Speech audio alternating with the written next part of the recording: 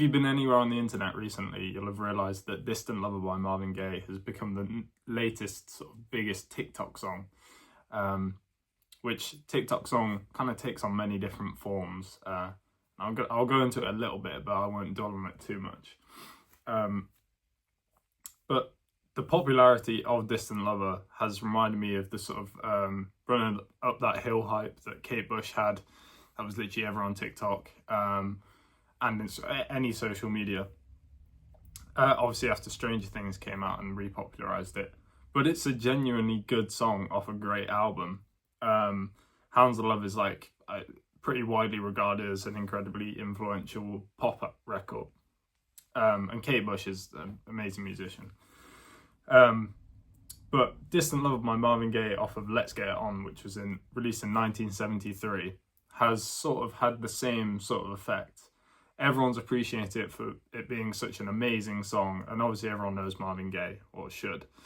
But it seems to literally be everywhere. Everyone thinks it's their like new niche song, and like it's just interesting to see how this sort of trend keeps coming back many times a year with songs. I think social media, especially TikTok, is really good for music. It's great at finding new music. I have found a lot of music myself off of it.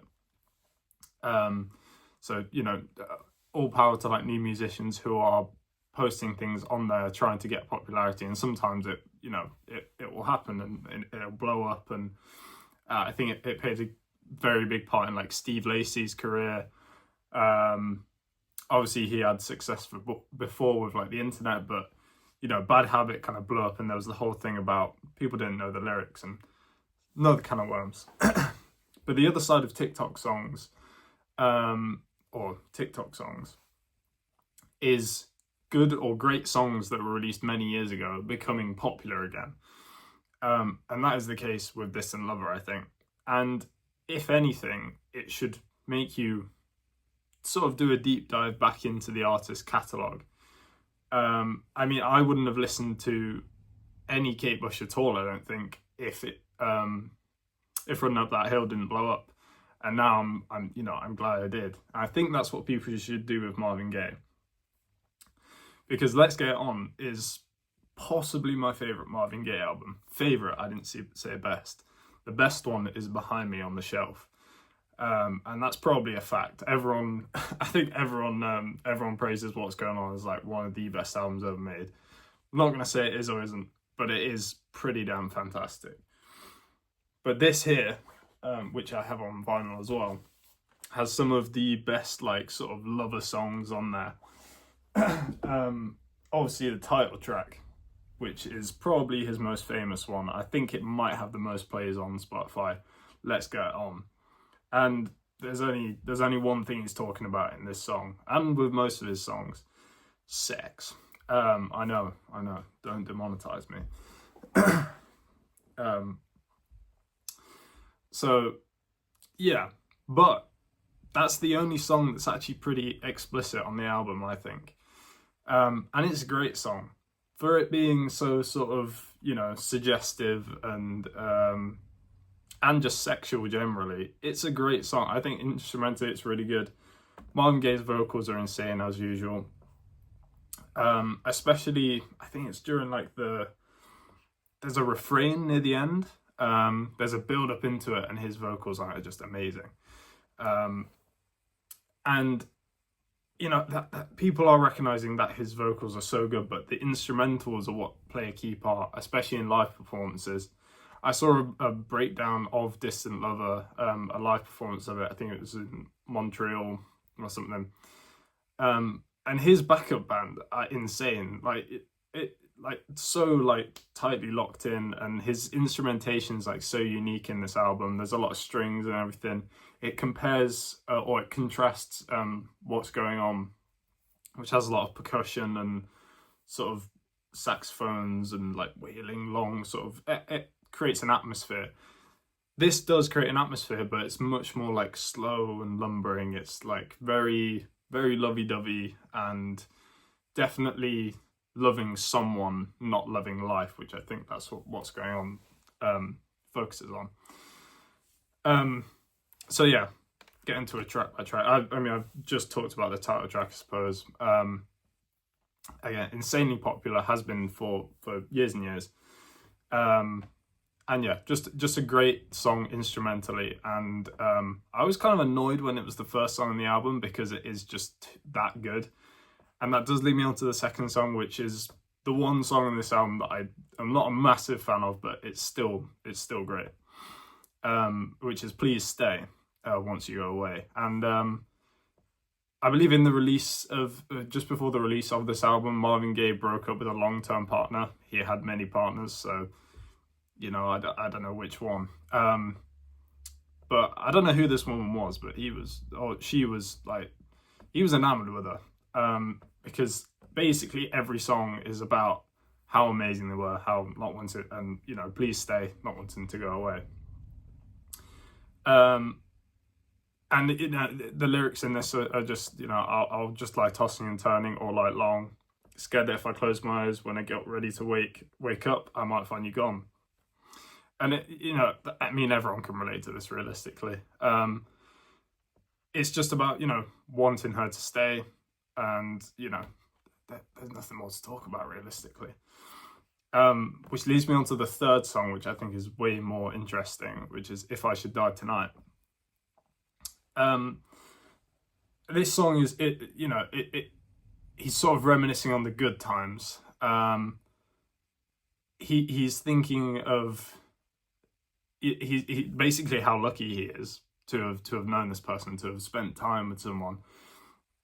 Which, you know, you can look at in terms of friends, you can look at in terms of a lover, or, you know, his wording on it's just, it's beautiful, really.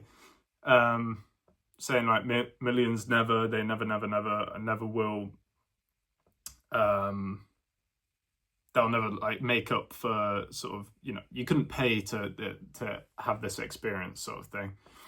And he's so grateful that you're loving me. My desire is to love you till I'm no longer here and never tire. Love's been so good to me now. I'm so thankful. Just, you know, peak yearning. Like he was enamored with this woman, and I think it, you know, it's just gorgeous. Like he touches on all elements of sort of breakups and like love in this album. And I think that's why people have been so hooked on Distant Lover. I'll sort of skip over the next couple of songs. Keep Getting It On is kind of a continuation of Let's Get It On. Basically the same instrumentally, kind of changes up the vocals a little bit. I think that's always a unique thing about Marvin Gaye's albums, to be honest. Just generally. Especially with What's Going On and I Want You and this. There sort of seems to be, it's like there's a theme, there's just variations on a theme. That's a reference to something, I don't know what. It's like, it's as if the song, it's one long song, keeps evolving in certain ways. And I find that really interesting. But this one he's, you know, basically going straight back to it. And I think that's what makes What's Going On so good, is because, you know, it's just, you can listen to it in its entirety and you just constantly, anyway, we're not talking about that one. But this sort of adds another light-hearted tone, going back to, you know, Keep Getting It On. He's just been talking about how he misses her, how lucky he was to have even spent time with this woman. And now he's like, oh no, but, you know, it's still, you know, I'm a womanizer, you know, get it onto my music and all that. And then Come Get to This continues that, which is, he's basically telling a woman to come over, come get to this, you know, he's saying the freaky things he wants to do and all that. But instrumentally, this song's amazing. I think, like, even if you took Marvin Gaye's lyrics, which obviously make every single song of his, like, he's probably one of the best lyricists in terms of, or one of the best singers I've ever heard. But just instrumentally, it's so good. Like, there's a light little shuffle going on. I think there's a saxophone that kind of takes the head in the background, or like takes the sort of overarching melody. And I just wish this song was longer, to be honest. Like, it's just absolutely amazing. And I'm actually gonna like orchestrate some of it for my band to play, just because it's like, it's just so nice. And like, even the bridge, there's like little stabs in there. It's very sort of jazzy, sort of big band jazzy. And that you know, that's the case with later songs in the album. But if you are to listen to any other song on this album, definitely come get to this. Probably my favorite on there. But Distant Lover is next, the big one that everyone's raving about. And I think everyone sort of knows what, you know, you've heard it a million times by now. Everyone knows what he's talking about. He you know, he wants this woman to come back. And, you know, he's sort of praying for her, talking about all this misery that he's going through. Like, this is a desperate man. All this build up in the songs before about how sort of fortunate he was to have spent time with her. And like just the enjoyment that you get out of being with someone and sharing such a connection. It sort of all builds up to this, and this song in itself builds that. It's like you can hear his sort of desperation build as he's singing about these things. And like, how can you treat my heart so mean and cruel? Didn't you know that every moment I spent with you, I treasured it. It was a precious jewel. That's in the third verse. There's that constant like switching between like, oh, she always loved me, or oh no, she never loved me, which everyone goes through in heartbreak. And that's what makes like all the songs on this album so relatable. And then the outro, which is sort of the big climax of the song, is he's just shouting out for her to not go. Oh baby, don't go, please come back, baby. Something I want to say: when you left, you took all of me with you. Which when you're sort of too over invested in someone, you know, you can feel at a loss. It's, you know, where do I go now? They've taken everything with them. Even please, he sort of yells out a please in the song and in all the live performances. He's absolutely desperate. I think that's why this sort of song has blown up the way it has, is because his vocals are so passionate in it. But also just like off the back of winter, you know, seasonal blues and all that. I don't know, everyone's getting broken up with. Everyone's wanting people to come back. Everyone's enjoying the times they had, or getting into things new. You know, it's the start of a year. It happens every year. You know, I'm sure in your own friend groups there's this happening. I know it definitely is for me. Like, and it's like, you know, it's just this. It was written, what, 1970, 53 years ago? So over nearly double my lifespan ago, and it's still like, it's only just blown up again. And it's still, every word of the song, this song especially, runs true even today. And I've just gone to the lyrics of the next song, which is You Sure Love to Ball, the penultimate song of the album. And it says intro and then moaning in asterisks. So this is Marvin Gaye. There's always going to be moaning. Not as much as I Want You, which came out a few years later, I think. But, you know, he's pretty explicit with everything. If the first song didn't say it enough. Saying how much she loves the ball. Oh, honey, I hope you never freeze. I love you so much. Oh, baby, baby, don't ever go away. Stay with me, I'll love you all night long. The sort of following on from Distant Lover, I think that this song is sort of, at least to me, it sort of reflects like a rebound lover. Like, he's suddenly like awfully explicit and being really sort of not graphic, but he's just sort of, it's like he's overwhelming this person in who he's having like the sexual act with, I suppose, with all these like little pet names. And he says like pretty little sexy mama, pretty little sexy baby. That's like that's repeated at the end. It's like, you know, it feels very much like a rebound sort of thing. Like, this whole album is kind of the different stages of how you deal with a breakup, which obviously Marvin Gaye was going through at the time.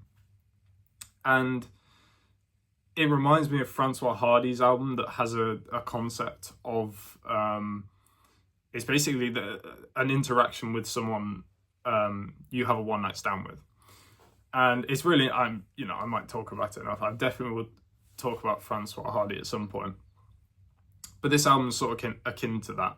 Came out similar times, I believe, as well.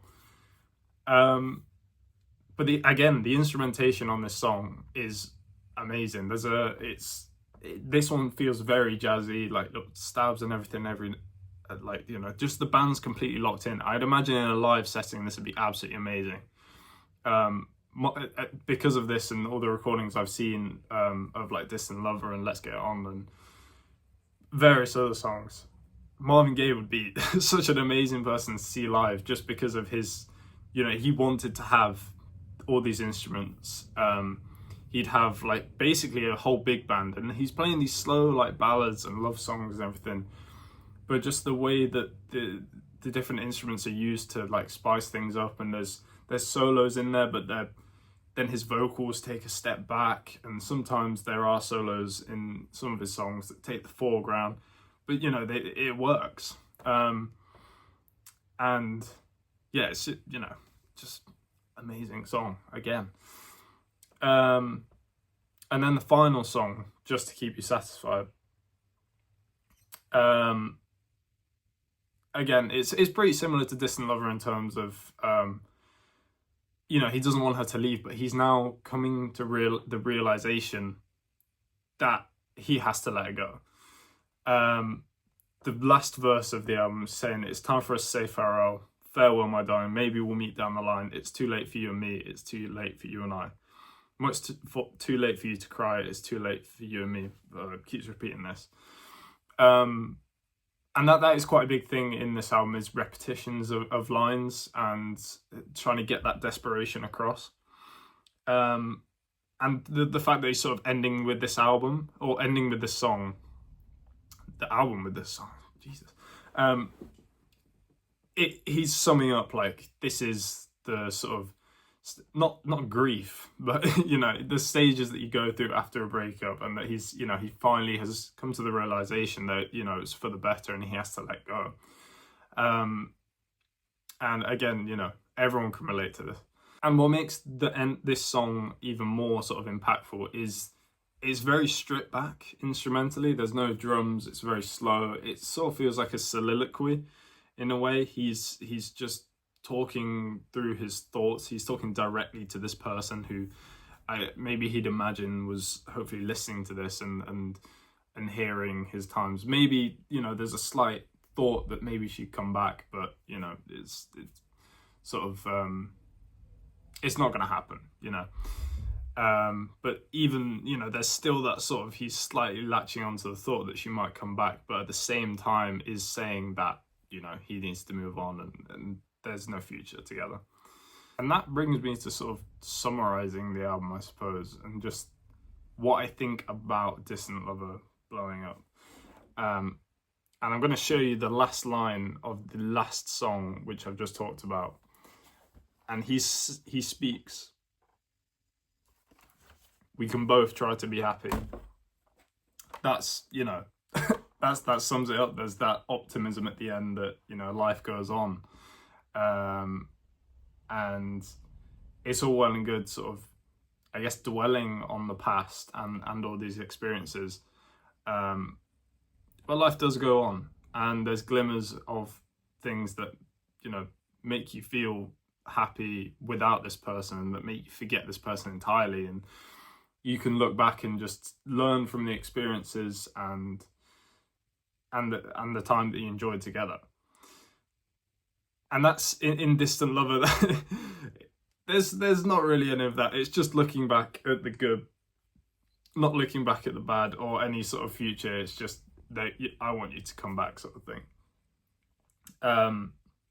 Which, I think that ties into this theme of like seasonal depression. Algorithms are really good at sort of picking up on things. Like, I feel like throughout the year on social media and everything,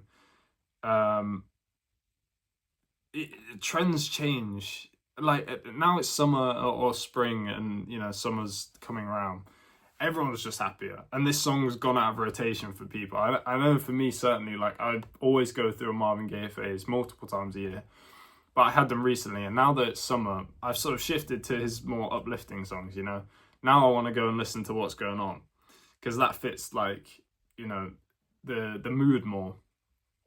And this is just like my opinion, my experience, and listening experience. Um, but I think, yeah, the fact that this song, "Distant Lover," came back into the limelight so long down the line, and then during this time is, you know, it is a testament to the song realistically, but it's a reflection of how we consume media, and how music especially can help us deal with things such as heartbreak. Um, and I'm sure Marvin Gaye, you know, he was channeling all this passion through this project, and by the end of it, he was probably over her. Just like listening to it, you're going through all these stages. He probably was whilst he was writing it. And you know, that's kind of just the power of music, I guess. It's able to tap into our emotions so well. And this whole sort of yearning thing, and like yearning songs that had sort of come into popularity recently, it shows that, you know, people go to music for comfort. It can boost your mood, it can, you know, get you hyped, listen to the gym. I mean, people nowadays, there's so much music out there, and so much good music, or good music, however you want to define it. Everyone listens to so many different artists and everything, that we have music that tailors to different moods, and you know that's the case here.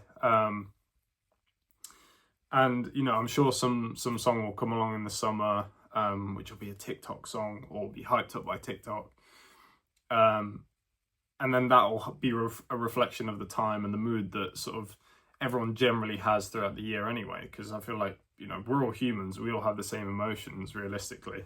It can, you know, it can vary, but generally we're programmed pretty similar. So we all feel these things, and we, you know, we can all relate to these lyrics, and because we're human and because we have similar experiences. And I think that's sort of the message of this album. It's very human, it's very sort of raw, and that's why people enjoy especially Distant Lover so much, and Let's Get It On. It's you know, a very real experience. He's talking from his heart, and we can feel it in our hearts.